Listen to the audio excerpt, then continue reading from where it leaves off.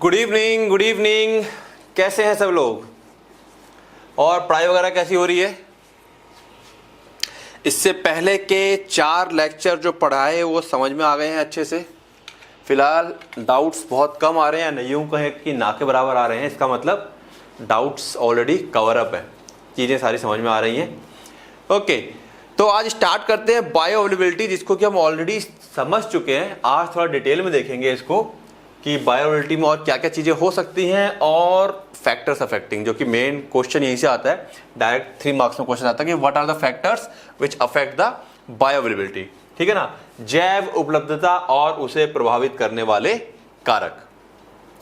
Start करें, चलिए। तो बायो अवेलेबिलिटी हम लोग ऑलरेडी समझ चुके हैं इसको, और जिनको नहीं पता थोड़ा सा मैं रिवाइज करा देता हूं मैं। होता क्या है, जो भी हम मेडिसिन खाते हैं, खास कर की ओरल, ठीक है ना, ओरल जो भी हम खाते हैं वो कहां पहुंचती है? हमारे पेट में पहुंचती है, स्टमक और प्लस इंटेस्टाइन। स्टमक और इंटेस्टाइन से मेडिसिन क्या होती है हमारी? एब्जॉर्ब होती है, और एब्जॉर्ब होने के बाद कहां पहुंचती है? लीवर के पास। कैसे पहुंचती है? हेपेटिक पोर्टल सिस्टम के द्वारा। याद आ रहा है? हेपेटिक पोर्टल सिस्टम कह लो, या एक्चुअली ये वीन्स होती है, हेपेटिक पोर्टल वीन्स होती हैं, ठीक है। इनके द्वारा ये लीवर तक पहुंचती है, और लीवर क्या कर देता है? इनका मेटाबॉलिज्म कर देता है दवाई का, और मेटाबॉलाइज होने के बाद यानी कि फर्स्ट इफेक्ट जो होता है ये हो जाता है, और फाइनली लीवर इसको कहां डाल देता है? इसको हमारे मेन ब्लड सर्कुलेशन में पहुंचा देता है।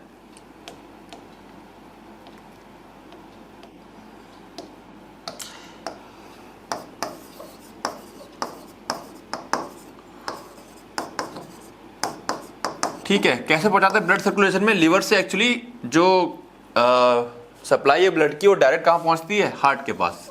याद आ गया? हार्ट से फिर पूरी बॉडी में दवा पहुंचती है। तो जो भी दवा यहां लीवर तोड़ देता है, मेटाबोलाइज होगी, उसके बाद जो बची रह गई वो ब्लड में पहुंचती है, और जो ब्लड में पहुंचती है उसी को हम लोग कहते हैं कि ये दवा बायो अवेलेबल है। समझाया था मैंने पहले भी, बायो अवेलेबल यानी कि हमारे लिविंग सिस्टम में इतनी दवा अवेलेबल है और यही अपना असर दिखाएगी। बाकी दवा जो थी 20-30%, 40% वो लीवर ने तोड़ दी फर्स्ट पास मेटाबॉलिज्म के दौरान। उम्मीद है ये बात आप लोगों को क्लियर कट समझ में आती होगी। अब तो बायो अवेलेबिलिटी क्लियर है। अब यहां पे कुछ टर्म्स हैं जो आपको एग्जाम में लिखने हैं, या जहां से आपका 1 मार्क्स क्वेश्चन आता है। चलिए स्टार्ट करते हैं इसको।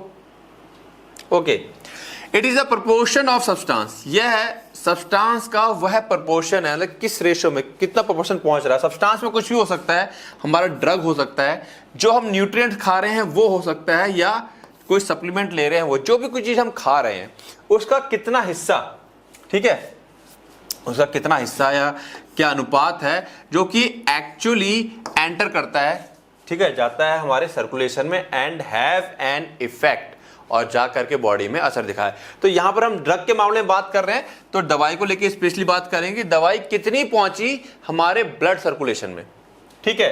किसी पदार्थ का वह अनुपात है जो वास्तव में रक्त संचार में प्रवेश करता है और प्रभाव डालता है। भाई जितनी मेडिसिन पहुंचेगी वो उतना ही तो काम करेगी, बाकी एक्स्ट्रा तो काम नहीं करेगी, बाकी तो यहां डिस्ट्रॉय हो जाती है। ओके, क्लियर होगी बातें? तो ये सिंपल हम कह सकते हैं, हमारे पास ये सिंपल एक डेफिनेशन है जो कि आपको एग्जाम में लिखनी है। इट इज इन्फ्लुएंस्ड बाय, इसको कौन कौन से चीजें प्रभावित करती हैं, किस रूट से हम लोग दे रहे हैं। हमको पता है अगर हम लोग आईवी इंजेक्शन देते हैं इंट्रावीनस, तो 100% डायरेक्ट ब्लड में जाती है और 100% मेडिसिन हमारे पास अवेलेबल रहती है। दवाई का फॉर्मुलेशन कैसा है, लिक्विड है, सॉलिड है, उसका कितना मेटाबॉलिज्म हुआ है, पेशेंट फैक्टर क्या है, इनको डिटेल में अभी हम आगे देखेंगे, ठीक है। कई मान लो क्वेश्चन आता है नॉर्मल कि जस्ट डिफाइन करना है, तो आप ये 2-3 बातें लिख सकते हैं। अब यहाँ पर एक एग्जाम्पल है समझाने के लिए कि बायो अवेलेबिलिटी से मतलब क्या है। यहाँ से एमसीक्यू भी आ सकता है। अगर आपसे कहा जा रहा है कि कोई दवा जो है वो 50% बायो अवेलेबल है, ठीक है, और आपने 500 mg खाई, तो हमारी बॉडी में कितनी पहुंचेगी? सिर्फ और सिर्फ 250 mg। ये 250 mg ही हमारी बॉडी में क्या करेगी? असर दिखाएगी। ठीक है, means half of the dose is effectively utilised. केवल जो उसकी आधी मात्रा है दवाई की वही क्या हो पाएगी? यूटिलाइज होएगी। क्लियर है? ओके, आगे आते हैं। तो पानी पी ले।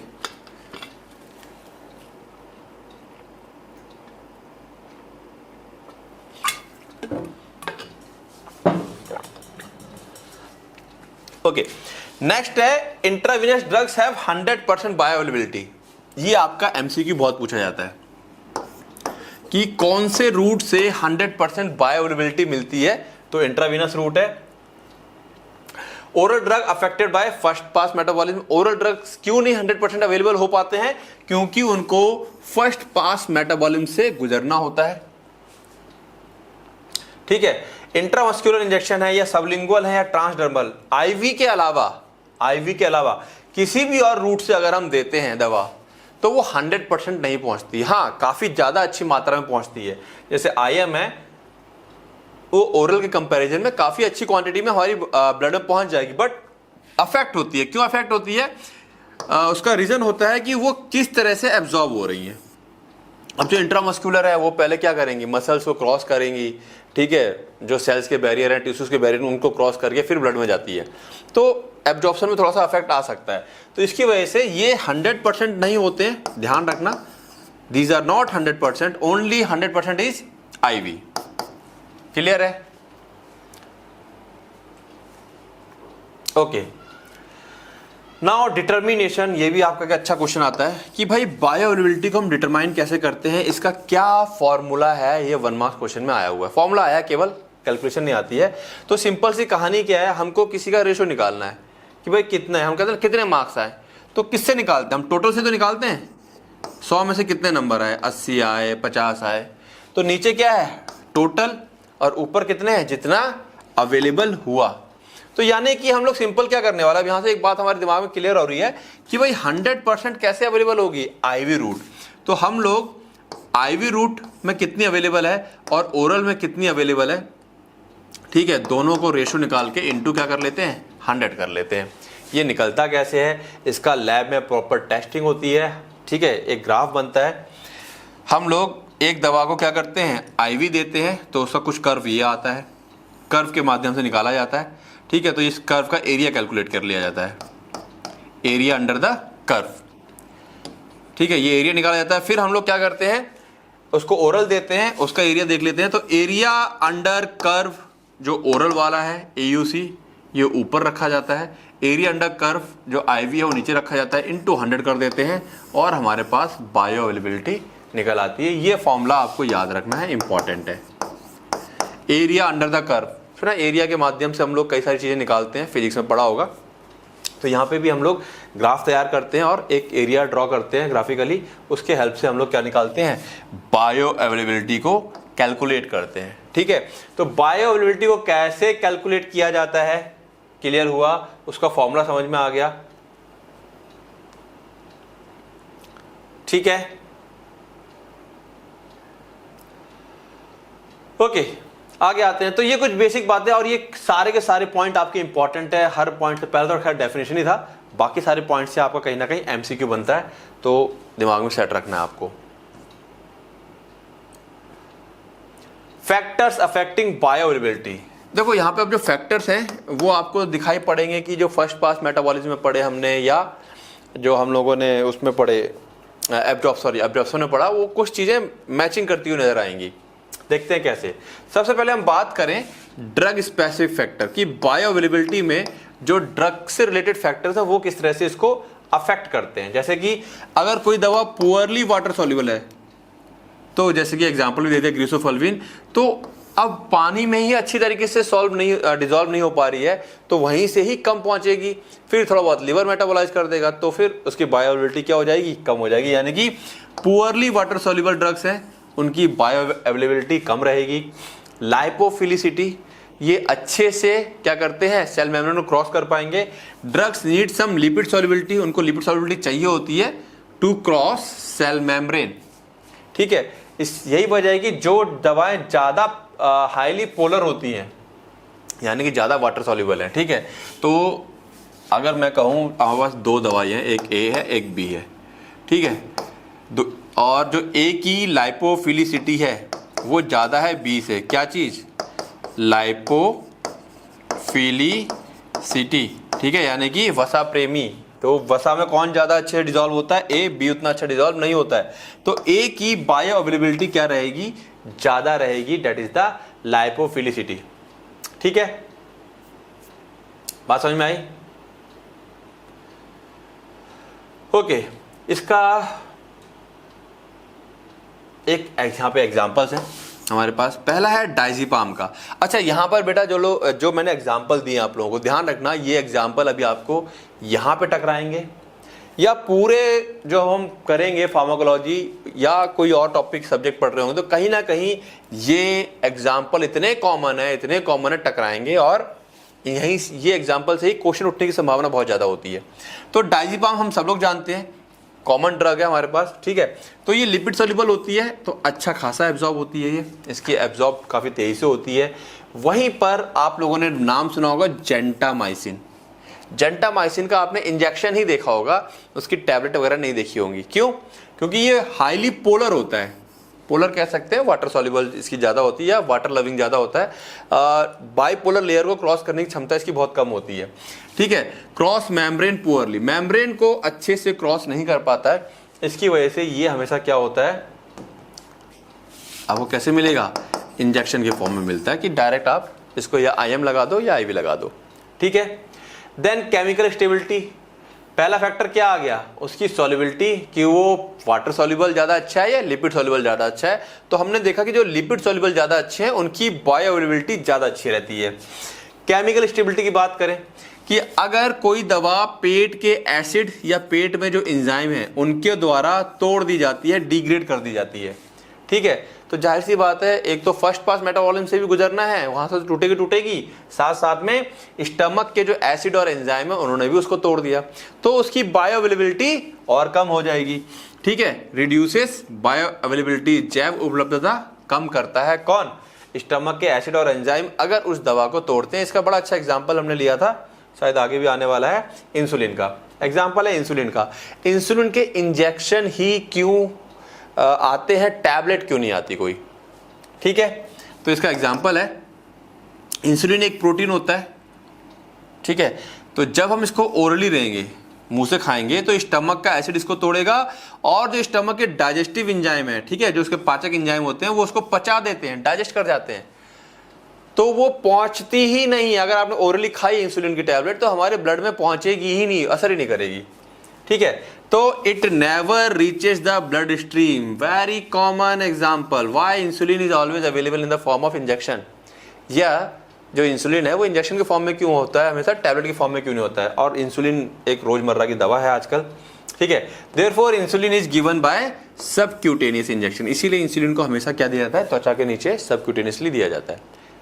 क्लियर हुआ एग्जाम्पल? मैं फिर कह रहा हूं, जो एग्जाम्पल यहाँ मैं दे रहा हूं और ये एग्जाम्पल आप एग्जाम में भी लिख के आते हैं तो वेरी गुड, बहुत अच्छे और बड़े ही कॉमन एग्जाम्पल हैं ये सारे एग्जाम्पल कहीं ना कहीं, मतलब एग्जाम्पल आपने सुने हैं कहीं ना कहीं, और उसके रीजन अब समझ में आ रहे होंगे तो और अच्छा लगेगा, फील गुड आएगा इसका।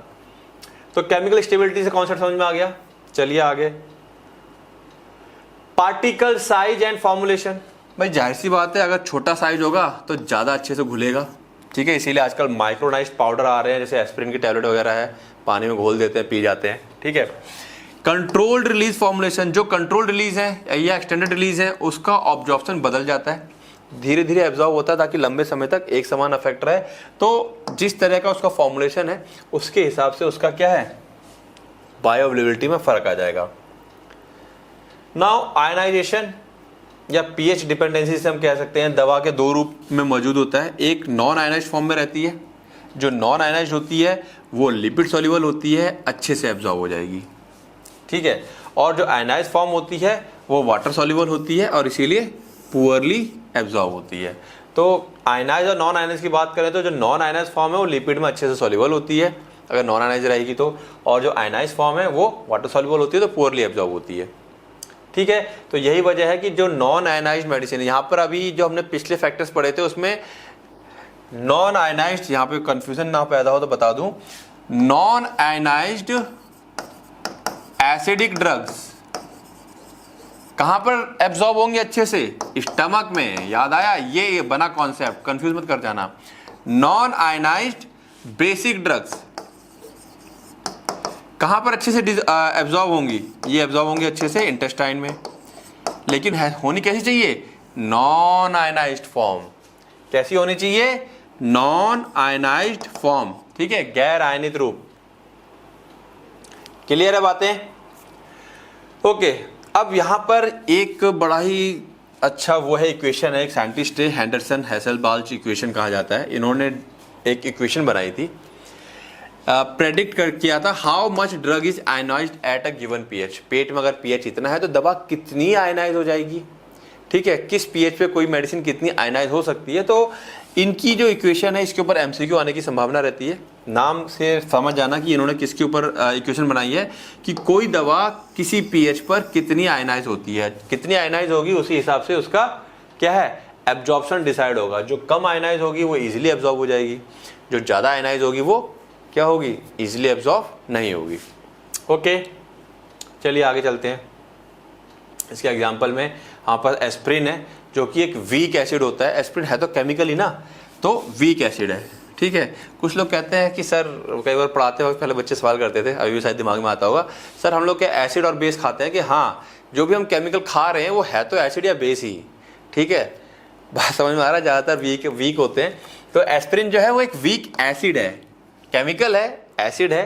ठीक है, दुर्बल अम्ल कहा जाता है इसको। स्टमक का पीएच 102 होता है, एसिडिक होता है। ठीक है, पेट का pH. Aspirin remains mostly non ionised. अब ये खुद भी एसिडिक है, पीएच पेट का एसिडिक है, तो ये नॉन आयनाइज्ड फॉर्म में रहता है, ब्रेक नहीं करता है, इजीली क्रॉस कर जाता है स्टमक मेम्ब्रेन, जो स्टमक में सेल्स की लेयर है मेम्ब्रेन से उसको क्रॉस कर जाता है, और पेट से ही इसका अच्छा एब्जॉर्प्शन होता है। इसको इंटेस्टाइन तक नहीं जाना पड़ता है, इसीलिए एस्प्रिन का असर जल्दी होता है। कोई मेडिसिन पहले पेट में जाएगी, फिर वहां से आगे बढ़ेगी, फिर इंटेस्टाइन में जाएगी, तो कहीं ना कहीं टाइम कंज्यूम हुआ। तो जो मेडिसिन इंटेस्टाइन में जाके एब्जॉर्ब होंगी वो थोड़ा सा ज़्यादा लंबा समय ले लेंगी। तो ये सब आपस में कोरिलेटेड है। जो मेडिसिन पेट में ही आएगी, क्योंकि हम डायरेक्ट खाते हैं, डायरेक्ट पेट में गई, तुरंत एब्जॉर्ब होना स्टार्ट हो गई। और एस्प्रिन का आजकल आता है ना, जैसे ऐड जो आते हैं उसमें देखा होगा, एस्प्रिन को टैबलेट को पानी में डाला, घुल गया, अब तो वो ऑलरेडी डिजॉल्व हो गई है, हमने केवल पानी पिया, डिजॉल्व फॉर्म में गई पेट में और एब्जॉर्ब हो जाती है। ठीक है, तो इसीलिए इसका असर जल्दी भी होता है। दूसरा एग्जाम्पल है मॉर्फिन, सुना होगा सबने नाम। एक वीक बेस होता है।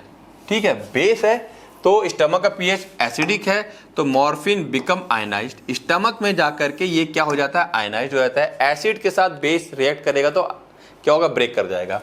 इसी वजह से ये कैनॉट क्रॉस मेम्ब्रेन इजीली, तो पेट में एब्जॉर्ब नहीं होता है, ये वहां की मेम्ब्रेन को तोड़ नहीं पाता है, मतलब घुस नहीं पाता उसके अंदर। और पुअर स्टमक एब्जॉर्प्शन, स्टमक में इसका एब्जॉर्प्शन क्या होता है, पुअर होता है। Most absorption occur in the intestine, इसीलिए इसका एब्जॉर्प्शन क्या होता है, इंटेस्टाइन में होता है। कॉन्सेप्ट ये हम पहले ही पढ़ चुके हैं, लेकिन थोड़ा सा वो क्या था, एब्जॉर्प्शन के कॉन्सेप्ट में था। यहां पर हम लोग इसके बायो अवेलेबिलिटी के रेस्पेक्ट में पढ़ रहे हैं। चीज वही है, बस समझाने का तरीका अलग है और कुछ बेसिक क्या है एग्जाम्पल के साथ इसको मैं आपको एक्सप्लेन कर रहा हूँ। ये एग्जाम्पल आप वहां पे भी दे सकते हैं जहां पर आप लोगों ने पहले इसको फैक्टर अफेक्टिंग एब्जॉर्प्शन जो पढ़ा था। क्लियर है? ये बातें अब आपको समझ में आ रही हैं। तो हम लोग कह सकते हैं कि अगर मान लो मॉर्फिन एक तरह का स्ट्रॉन्ग पेन किलर होता है, साथ साथ में सेडेटिव इफेक्ट भी दिखाता है। तो अगर आपने पेन किलर खाया, ठीक है, एक मान लिया एस्प्रिन भी पेन किलर है, ये भी पेन किलर है, दोनों मान लेते हैं, तो कौन जल्दी असर करेगा, एस्प्रिन। क्यों? वो पेट से एब्जॉर्ब हो गई, इसको इंटेस्टाइन में जाना पड़ेगा। क्लियर है बातें? चलिए, परमिबिलिटी जिसको हम कहते हैं पारगम्यता, जो सेल मेम्ब्रेन की परमिबिलिटी है कि वो कितना अपने अंदर से किसी चीज को अलाउ कर रहा है। एबिलिटी टू क्रॉस मेम्ब्रेन है ना, जो सेल की मेम्ब्रेन होती है, जैसे कि पैसिव डिफ्यूजन है या ट्रांसपोर्टर्स है। हम लोगों ने वो पढ़ा था, जो मेथड्स पढ़े थे कि किस तरीके से मेडिसिन क्रॉस करती है, इसमें डिफ्यूजन और एक्टिव ट्रांसपोर्ट और दुनिया भर की चीजें पढ़ी थी। ठीक है, तो उसमें यहाँ पे कुछ एग्जांपल्स हैं कि किस तरह से अफेक्ट कर रहे हैं, जैसे कि पैरासीटामोल का उदाहरण ले अगर हम लोग, तो crosses intestinal membrane easily, good permeable है तो अच्छा एब्जॉर्प्शन होगा। जो मेडिसिन अच्छा खासा परमिबिलिटी रखती हैं, इजीली सेल मेम्ब्रेन को क्रॉस कर जाती हैं, तो उनकी अवेलेबिलिटी क्या होगी, ज़्यादा अच्छी होगी। जेंटामाइसिन वहीं पर क्या है, पुअर मेम्ब्रेन परमिएबल है। पीछे हमने इसका एक और एग्जांपल देखा, तो यहाँ पे मेम्ब्रेन की परमिबिलिटी के लिए भी पुअर है, ये मेम्ब्रेन को इजीली क्रॉस नहीं कर पाता है, इसीलिए इसका एब्जॉर्प्शन भी ओरली काफ़ी कम होता है। इसीलिए इसको हमेशा हम लोग इंजेक्शन देते हैं, गिवन बाय इंजेक्शन। इसीलिए इसको हम लोग क्या करते हैं, इंजेक्शन के माध्यम से देते हैं।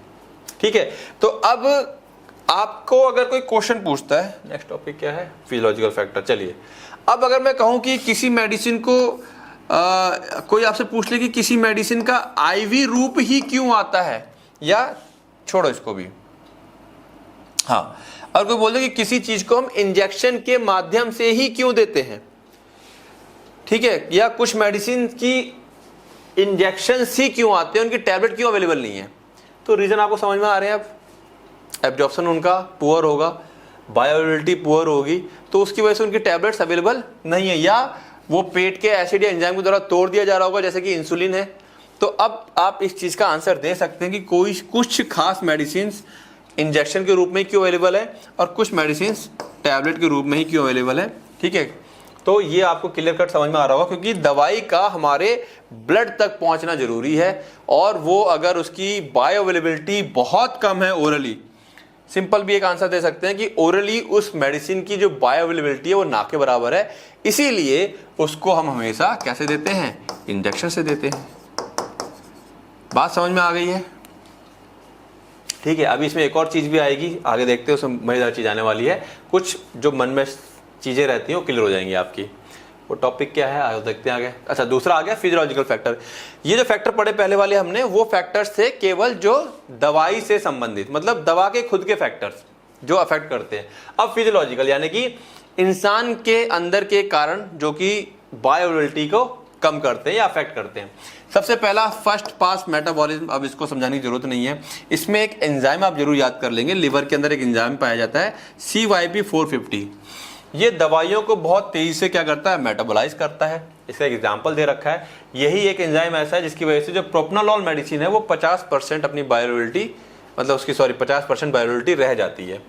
ठीक है, दूसरा है GI ट्रांजिट टाइम, इसको भी हम डिस्कस कर चुके हैं। तो ये कहीं ना कहीं एब्जॉर्प्शन पे इफेक्ट डालेगा। रैपिड मोटिलिटी जैसे कि डायरिया वगैरह है, तो रिड्यूस एब्जॉर्प्शन टाइम, दवा आई फटाफट मोशन हुआ, बहुत देर इंटेस्टाइन में नहीं रह पाई और वो फीसिस के द्वारा बाहर निकल गई। जब उसका समय ही कम रहा तो उतना अच्छा एब्जॉर्प्शन नहीं हो पाएगा। एब्जॉर्प्शन नहीं हो पाएगा तो क्या होगा, उसकी बायोअवेलेबिलिटी कम हो जाएगी। स्लो मोटिलिटी, जब कॉन्स्टिपेशन है, पेट अच्छे से मोशन नहीं कर रहा है, तो दवा लंबे समय तक इंटेस्टाइन में रहेगी। तो ऐसी स्थिति में क्या हो सकता है, बायोअवेलेबिलिटी बढ़ सकती है। यस, कॉन्स्टिपेशन अगर है तो मेडिसिन की बायोअवेलेबिलिटी बढ़ सकती है। क्लियर है? फिर बात करें सरफेस एरिया, तो जाहिर सी बात है सरफेस एरिया, किस एरिया से दवा हमारी एब्जॉर्ब हो रही है।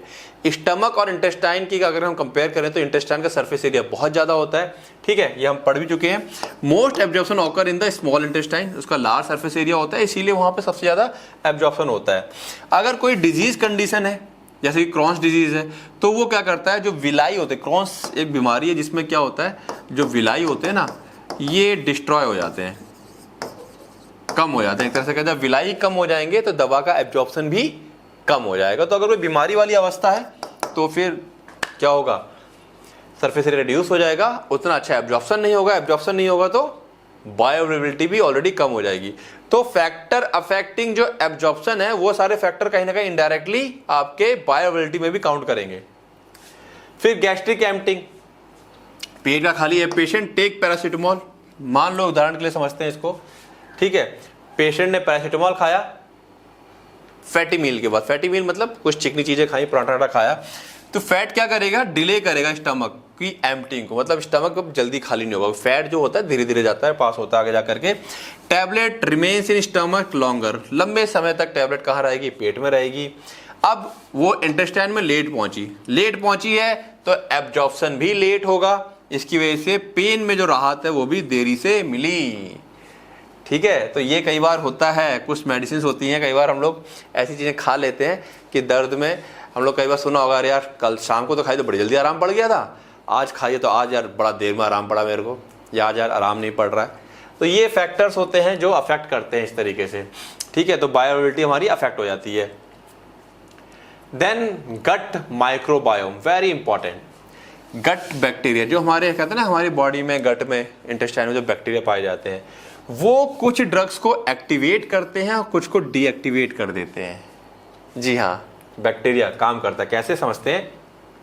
एक बड़ा अच्छा एग्जांपल है सल्फासालाजीन जो मेडिसिन है, ठीक है, वो हमारे कोलोन में पहुंचती है, ठीक है। कोलोन में पहुंचने के बाद वहां पे जो बैक्टीरिया है वो उसको कन्वर्ट करता है एक्टिव कंपाउंड मेसालमीन, ठीक है, मेसालामीन।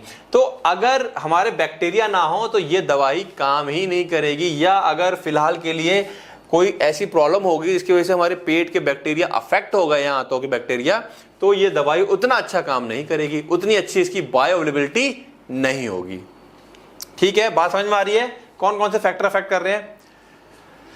Okay, without gut bacteria the drug would not work. तो सिंपल सी बात है, बिना बैक्टीरिया के ये दवा काम ही नहीं करेगी, आंत की बैक्टीरिया के बिना ये दवा काम नहीं करेगी। तो गट माइक्रोबायोम कहा जाता है इसको। अब रूट ऑफ ड्रग एडमिनिस्ट्रेशन, ये बात आप अच्छे से समझ चुके हो, ये सारे वही फैक्टर हैं जो कि क्या थे, एक तरह से हमारे एब्जॉर्प्शन पे जो अफेक्ट डालेंगे, ठीक है। दो तो अच्छे से याद रखना ही है कि जो आईवी है उसका 100% बायोअवेलेबल है, डायरेक्टली एंटर करता है, ओरल यहाँ पे कम हो जाता है क्योंकि फर्स्ट पास मेटाबॉलिज्म होता है, ठीक है। ओके, अब यहाँ पे एग्जांपल दे रखा है, आप लोग एग्जांपल देना चाहे दे सकते हैं। सबलिंगुअल जीभ नीचे लगाते हैं, यहाँ पर काफ़ी हद तक क्या होता है, बाईपास द लीवर इनिशियली, तो काफ़ी हद तक जो बाईपास हो जाता है, हमारा जो लीवर को बाईपास कर देता है, कौन, सबलिंगुअल, और इसका एक्शन इसलिए तेज होता है। ये ट्रांसडर्मल फेंटेनिल पैचेस आते हैं, धीमा एब्जॉर्ब होता है through skin for prolonged effect, धीरे धीरे एब्जॉर्ब होता है और लंबे समय तक काम करता है ये। Inhalational rapid absorption through lungs, यहाँ लंग्स का भी सरफेस एरिया ज़्यादा होता है तो बहुत तेज़ी से एब्जॉर्ब होता है, बायोअवेलेबिलिटी अच्छी होती है। रेक्टल यहाँ पे भी क्या होता है, कुछ हद तक पार्शली बाईपास हो जाता है फर्स्ट पास मेटाबॉलिज्म। तो ये सारे फैक्टर कहीं ना कहीं कहाँ से आप ले सकते हो, जो हमने एब्जॉर्प्शन में फैक्टर्स पढ़े थे वहाँ से आप इनको ले सकते हो। केवल अगर दो भी लिखोगे इसमें तो भी चल जाएगा, ठीक है। अब देखो ये बड़ी मज़ेदार चीज़ है, फूड एंड ड्रग इंटरेक्शन। कई बार हम कुछ फूड्स ऐसे खा लेते हैं, डॉक्टर ऐसे खुद ही मना कर देता है कि इसके साथ ये खाना नहीं खाना, अगर ऐसी कोई कंडीशन है तो, और कई बार नहीं पता होता है, इसलिए कहा जाता है कि जो आजकल बहुत ज़रूरी है क्या, पेशेंट काउंसलिंग, ठीक है, वो बहुत ज़रूरी है। पेशेंट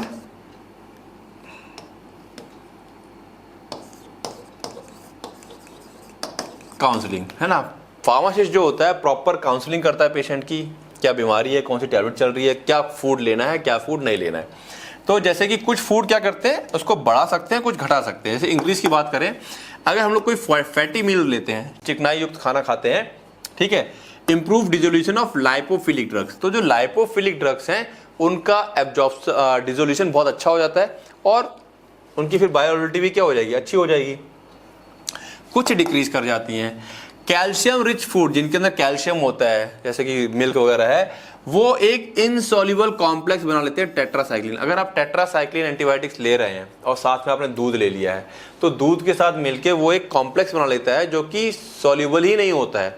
जब सॉल्युबल नहीं होगा तो हमारे जो सेल मेम्ब्रेन की लेयर्स है उनको क्रॉस ही नहीं कर पाएगा, क्रॉस नहीं कर पाएगा तो सीधा बॉडी से फीसिस के माध्यम से बाहर हो जाएगा, हमारे ब्लड में पहुंचेगा ही नहीं, ठीक है। तो हमारी जो बायोअवेलेबिलिटी है वो क्या कर जाएगी, रिड्यूस कर जाएगी। अब इसी तरीके से ग्रेप फ्रूट जूस, ये क्या करता है, हमारे लीवर का जो एंजाइम मैंने बताया था, CYP फैमिली का एक और एंजाइम है CYP3A4, एक तरह का वो एंजाइम है जो मेटाबॉलिज्म करता है, फर्स्ट पास इफेक्ट करवाता है, ये इसको रोक देता है। इसकी वजह से क्या होगा, दवाई कम मेटाबॉलाइज होगा, दवा कम मेटाबॉलाइज होगी तो उसकी बायोअवेलेबिलिटी इंक्रीज कर जाती है। जैसे कि एग्जांपल है सिम्वास्टेटिन, ठीक है, बीपी की मेडिसिन है, तो उस केस में जो ग्रेप फ्रूट है वो इस तरह से हेल्प करता है वो, ठीक है। क्लियर है बातें। तो कई बार कुछ फूड ऐसे होते हैं जो कि बायोअवेलेबिलिटी के ऊपर अफेक्ट डालते हैं, ओके, चलें आगे। नेक्स्ट है ड्रग ड्रग इंटरेक्शन। एक दवा दूसरी दवा के बायोअवेलेबिलिटी को अफेक्ट कर सकती है, जैसे कि एंटासिड। एंटासिड क्या करेगा, गैस्ट्रिक एसिड के पीएच को बढ़ा देता है, यानी कि वो 1 से 2 पीएच ना रह करके 5 से 6 पहुंच जाता है। इसकी वजह से जो वीक एसिड्स होते हैं जो कि स्टमक में जाके एब्जॉर्ब होने चाहिए थे वो एब्जॉर्ब नहीं हो पाते हैं। एग्जाम्पल है कीटाकोनाजोल। ठीक है, दूसरा है पी ग्लाइकोप्रोटीन, ये तो क्लियर है। P glycoproteins inhibitor. जो पी ग्लाइकोप्रोटीन्स होती हैं ये एक तरह के हम लोग कह सकते हैं पंप हैं। क्या है ये, पंप होते हैं हमारे सेल के अंदर, क्योंकि जो मेडिसिन है वो एक तरह के बाहरी सब्सटेंस है, ठीक है, फॉरेन पार्टिकल्स है। तो ये क्या करते हैं, जैसे ही सेल के अंदर कोई मेडिसिन पहुंची, ठीक है, कोई ड्रग पहुंची अंदर, तो ये जो पी ग्लाइकोप्रोटीन्स होते हैं ये इसको पकड़ करके बाहर फेंक देंगे, तो वो अफेक्ट नहीं करेगी। ठीक है, ये होता है इस तरीके से। तो पी ग्लाइकोप्रोटीन जैसे कि इसको कुछ मेडिसिन होती हैं जो इसको क्या करती हैं, ब्लॉक कर देती हैं। इसीलिए देखो इन दोनों का जो कॉम्बिनेशन है, इसमें क्या हो रहा है, जो वीरापामिल है वो रोक दे रहा है, ये मेडिसिन का नाम है, पी ग्लाइकोप्रोटीन्स को ब्लॉक कर देता है, जिसकी वजह से जो डिजॉक्सिन है, एक्चुअली पी ग्लाइकोप्रोटीन है वो डिजॉक्सिन को बड़ी तेजी से बाहर फेंक देती है। तो less digoxin is pumped back into the intestine, तो वापस से ये इंटेस्टाइन में, जो इंटेस्टाइन से एब्जॉर्ब हुई, ठीक है, वापस से इंटेस्टाइन में वापस फेंक दिया। अब वापस इंटेस्टाइन में आ जाएगा तो क्या होगा, फिर वो फीसिस के माध्यम से बाहर निकल जाएगी। तो वीरापामिल क्या कर रही है, इसको रोक देती है, जिसकी वजह से डिजॉक्सिन का एब्जॉर्प्शन बढ़ जाता है, उसकी बायोअवेलेबिलिटी बढ़ जाती है। एक दवा दूसरे दवा के एब्जॉर्प्शन में हेल्प कर रही है तो बायोअवेलेबिलिटी इंक्रीज कर जाएगी। ठीक है, इसकी वजह से मोर बायोअवेलेबिलिटी एंटर करेगी ब्लड स्ट्रीम में और हायर बायोअवेलेबिलिटी हमें मिल जाएगा। सॉरी, इसकी वजह से डिजॉक्सिन ज़्यादा मात्रा में एंटर करेगा ब्लड स्ट्रीम में और हमको ज़्यादा बायोअवेलेबिलिटी मिलेगी। बात समझ में आ रही है? ये बड़े ही कॉमन और सिंपल से एग्जाम्पल हैं, आपको याद रखने हैं। बात कर लेते हैं पेशेंट स्पेसिफिक फैक्टर, पेशेंट से संबंधित। ठीक है, जिसमें सबसे पहले बात करें अगर एज की, तो जो नियोनेट्स होते हैं, नवजात शिशु होते हैं, नवजात बच्चे होते हैं, उनके लिवर एंजाइम्स उतने अच्छे काम नहीं कर रहे होते हैं या इमेच्योर होते हैं, तो ड्रग का मेटाबॉलिज्म भी स्लो होता है। Drugs remain longer in the body, drug लंबे समय तक बॉडी में रहती है क्योंकि ड्रग उनको मेटाबॉलाइज नहीं कर पा रहा है। ठीक है, इसीलिए इनकी डोज कम रखी जाती है। उदाहरण के तौर पर अगर क्लोरमफेनिकोल बच्चे को दिया जा रहा है, ठीक है, और सही से उसका डोज एडजस्ट नहीं किया गया है, तो causes grey baby syndrome due to poor metabolism. Metabolism सही से हो नहीं पा रहा है और इसके साइड इफेक्ट के तौर पे एक बीमारी है जिसे हम कहते हैं ग्रे बेबी सिंड्रोम। कलर का चेंज आता है बॉडी में, ठीक है, तो ग्रे बेबी सिंड्रोम कहा जाता है। ओके, ठीक है, तो ये फर्क पड़ा इस तरीके से, साइड इफेक्ट देखने को मिला। बूढ़ों की बात करें, जो बुजुर्ग लोग होते हैं, उसमें लिवर फंक्शन और गैस्ट्रिक एसिड काफी कम हो जाता है, पेट पचना बंद हो जाती है चीजें, लिवर फंक्शन कम काम करता है, तो ड्रग का जो मेटाबॉलिज्म है वो क्या कर जाता है, डिक्रीज कर गया, ड्रग मेटाबॉलिज्म डिक्रीज कर गया। उदाहरण के तौर पे अगर हम बात करें जैसे डायजेपाम, किसी का सर्जरी चल रही है, ऑपरेशन चल रहा है, हमने क्या किया, उसे डायजेपाम दिया या टैबलेट खा रहा है डायजेपाम की, तो ये बहुत ही धीमे धीमे क्या होती है, मेटाबोलाइज होती है, तो लंबे समय तक सेडेशन, उसका असर बहुत लंबे समय तक रहेगा, इफेक्ट लंबे समय तक रहता है डायजेपाम का। ठीक है, तो ये हो गया हमारा पेशेंट फैक्टर, पेशेंट से रिलेटेड फैक्टर्स की बात कर रहे हैं। बच्चों की बात कर ली, बूढ़ों की बात कर ली। अब देखो यहाँ पर आता है जेनेटिक्स, ये तुमको ध्यान रखना है। कई बार हम लोग देखते हैं ना, सेम मेडिसिन कुछ लोगों में बड़ा अच्छा असर कर रही है, कुछ लोगों में उतना अच्छा असर नहीं कर रही है, उसमें भी ये एक कारण है। इसको हम कहते हैं पॉलीमॉर्फिज्म, जीन्स की अलग अलग वैरायटीज इन मेटाबोलाइजिंग एंजाइम। जैसे कि एक एग्जांपल है CYP2D6 और ट्रांसपोर्टर पी ग्लाइकोप्रोटीन्स। पॉलीमॉर्फिज्म होता है, मतलब जीन्स जो होते हैं अलग अलग होते हैं, जिसकी वजह से कुछ एंजाइम किसी में बहुत ज़्यादा होते हैं, किसी के अंदर बहुत कम होते हैं। ठीक है, इससे हुआ क्या, उदाहरण के तौर पर समझा अगर हम लोग कि some individual have low CYP2D6 activity, ये एक तरह का एंजाइम है जो क्या करता है, मेटाबॉलिज्म करवाता है। कुछ लोगों के अंदर काफ़ी कम होते हैं। ठीक है, codeine is not converted efficiently into morphine. अब ये एंजाइम का काम क्या होता है, कोडीन को कन्वर्ट करना मॉर्फिन में, मेटाबोलाइज करता है और फिर मॉर्फिन हमारी बॉडी में काम करती है। यही वजह थी जो कोडीन सिरप होते थे उसको पीने के बाद नशा होता था, क्योंकि वो बाद में किसमें कन्वर्ट होता था, मॉर्फिन में। ठीक है। अब जिसके अंदर ये एंजाइम्स कम पाए जा रहे हैं क्योंकि वो जीन्स उसके अंदर उतने इफेक्टिव नहीं है, तो उसकी वजह से पुअर पेन रिलीफ, उसको असर क्या हुआ, कम हुआ। यानी कि अगर हम बात करें, किसी ने 2 बोतल सिरप, है ना, पहले इसका मिसयूज होता था, लोग नशे के लिए इस्तेमाल करते थे। किसी को 1 कोडिन की बोतल में ही क्या हो रहा है, नशा हो रहा है, किसी को 3-4 बोतल लग रही है तब जाके नशा हो रहा है। उसका रीज़न यही है कि किसी की बॉडी में ये एंजाइम काफ़ी कम है, किसी की बॉडी में ज़्यादा है। क्यों? एंजाइम्स कौन कंट्रोल कर रहे हैं, हमारे जीन्स कंट्रोल कर रहे हैं। दूसरा, अगर इसकी एक्टिविटी बहुत ज़्यादा है तो क्या होगा, ज़्यादा मॉर्फिन प्रोड्यूस होगी और टॉक्सिसिटी, यानी कि यहाँ पे क्या, टॉक्सिसिटी होने की संभावना ज़्यादा हो जाएगी। तो ज़्यादा मात्रा में हमारा कोडीन जो है मॉर्फिन में कन्वर्ट हो जाएगा, तो बॉडी के अंदर वो टॉक्सिसिटी क्रिएट कर सकता है।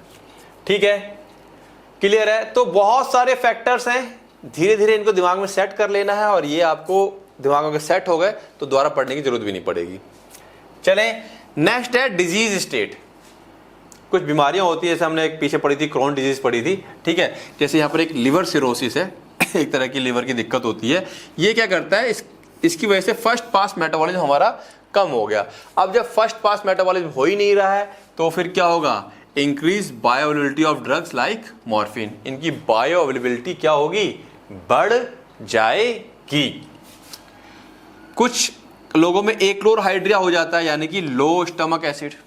अब लो स्टमक एसिड है, इसकी वजह से क्या होता है, जो वीकली एसिडिक ड्रग हैं उनका एब्जॉर्प्शन गड़बड़ हो जाएगा, वो अच्छे से एब्जॉर्ब नहीं हो पाएंगी। तो डिजीज कंडीशन होती है, उसकी वजह से भी हमारी जो बायोअवेलेबिलिटी है वो क्या करती है, अफेक्ट करती है। जेंडर की बात करें तो हार्मोनल डिफरेंसेस में अफेक्ट मेटाबॉलिज्म, है ना, दोनों के अंदर हार्मोन्स होते हैं, हार्मोन्स की वजह से। ठीक है, जैसे कि वुमेन मेटाबोलाइज बेंजोडाइजेपिन्स, जो हमारा केमिकल है, उसको काफ़ी धीमा मेटाबोलाइज करती है कंपेयर टू मेल, क्योंकि ये हार्मोनल चेंजेस की वजह से होता है। हार्मोनल डिफरेंसेस, मेल के अंदर अलग लेवल के हार्मोन है, फीमेल के अंदर अलग लेवल के हार्मोन है। ठीक है, नेक्स्ट है हमारे पास फॉर्मुलेशन फैक्टर्स, यानी कि दवाइयां जो हम बना रहे हैं उसमें क्या चीज ऐड कर रहे हैं। मतलब मेन केमिकल तो है ही हमारे पास, एक्टिव फार्मास्यूटिकल इंग्रेडिएंट तो है ही है, जो हम एक्सीपिएंट यूज करते हैं वो कई बार क्या करता है, एब्जॉर्प्शन को अफेक्ट करता है। जैसे कि यहाँ पर हम बात करें, जो एक्सीपिएंट है, बाइंडर्स, डिसइंटीग्रेंट, सरफेक्टेंट, ये डिसोल्यूशन को क्या करते हैं, बढ़ा देते हैं। इसका बड़ा अच्छा एग्जांपल है पॉलीसॉर्बेट 80। ये करता है dissolution of poorly soluble drugs को ज़्यादा अच्छे से डिसॉल्व करता है, तो ज़्यादा अच्छा एब्जॉर्प्शन होता है, और ज़्यादा अच्छा एब्जॉर्प्शन होगा तो बायोअवेलेबिलिटी भी इंक्रीज कर जाएगी। अब वहीं पर अगर मान लो आपने कुछ ऐसा इस्तेमाल कर लिया है, कोई दूसरा एक्सीपिएंट इस्तेमाल कर लिया जो उतना अच्छा डिसोल्यूशन को इम्प्रूव नहीं कर पा रहा है, तो सेम दवाई की जो बायोअवेलेबिलिटी है वो क्या कर जाएगी, लो हो जाएगी। देखो यहाँ पे जो मैंने एक चीज बताई थी करके, आप लोगों को याद होगा, ब्रांड वर्सेस जेनरिक की जब बात हुई थी, ब्रांड वर्सेस जेनरिक, तो जेनरिक मैंने क्या कहा था, आपका एपीआई तो सेम रहेगा, एपीआई तो सेम रहता है, लेकिन इसका एक्सीपिएंट हो सकता है इसमें कुछ और हो, और इसका एक्सीपिएंट इसमें कुछ और हो। इसने जो एक्सीपिएंट मिला रखा है उसकी वजह से बायोअवेलेबिलिटी बहुत अच्छी है, और इसने जो एक्सीपिएंट यूज किया उसकी वजह से बायोअवेलेबिलिटी में कुछ फर्क पड़ा। ठीक है, तो क्योंकि यहां पर क्या हो गया, डिसोल्यूशन पे फर्क पड़ा तो बायोअवेलेबिलिटी पे फर्क पड़ गया। तो ये एक फैक्टर होता है कि कई बार मेडिसिन में थोड़ा सा डिफरेंसेस आता है, अदरवाइज और कोई रीजन नहीं होते हैं। ऐसी कुछ एक्सीपिएंट वाले जो फैक्टर्स में गिना रहा था उस समय, उसमें एक फैक्टर यहाँ पे आ गया। देन एंट्रिक कोटिंग, अगर आपकी दवा एंट्रिक कोटेड है जिससे कि वो स्टमक एसिड से बचाई जाती है ताकि इंटेस्टाइन में पहुंचे, तो उसकी वजह से क्या होता है, बायोअवेलेबिलिटी में फर्क पड़ता है। जैसे कि जो दवा बिना एंट्रिक कोटिंग के हैं वो डिस्ट्रॉयड हो जाती है स्टमक एसिड के द्वारा, और उनकी बायोअवेलेबिलिटी कम हो जाएगी। जिनकी एंट्रिक कोटिंग है वो पास कर जाती है स्टमक को एज इट इज पूरी, और डिजॉल्व होती है इंटेस्टाइन में, जिसकी वजह से ड्रग्स रिमेन इफेक्टिव। 100% जो पहुंची दवा वहां पर वो इफेक्टिव रहती है और बायोअवेलेबिलिटी इंक्रीज कर जाती है। ठीक है, एक ये रीजन आ गया इसका। फिर है एक प्रोड्रग। प्रोड्रग क्या होते हैं, प्रोड्रग जैसे अभी हमने देखा था कोडीन जाकर के मॉर्फिन में कन्वर्ट हो रहा है, इसी तरीके से बहुत से प्रोडक्ट्स होते हैं जो मतलब ड्रग्स एज इट इज तो किसी काम के नहीं, लेकिन बॉडी में जाकर के हमारी बॉडी की जो एंजाइम्स हैं उसको कन्वर्ट कर देते हैं, मेटाबोलाइज होकर के कन्वर्ट हो जाते हैं, और जो उसका दूसरा रूप निकल के आता है, ठीक है, वो एक्टिव फॉर्म होता है। इसमें बड़ा अच्छा एग्जांपल है एक, प्रोडक्ट क्या होता है? इनएक्टिव अंटिल मेटाबोलाइज्ड, जब तक कि मेटाबोलाइज नहीं होंगे ये ड्रग्स तब तक इनएक्टिव रहते हैं। बड़ा अच्छा एग्जांपल है लीवाडोपा का।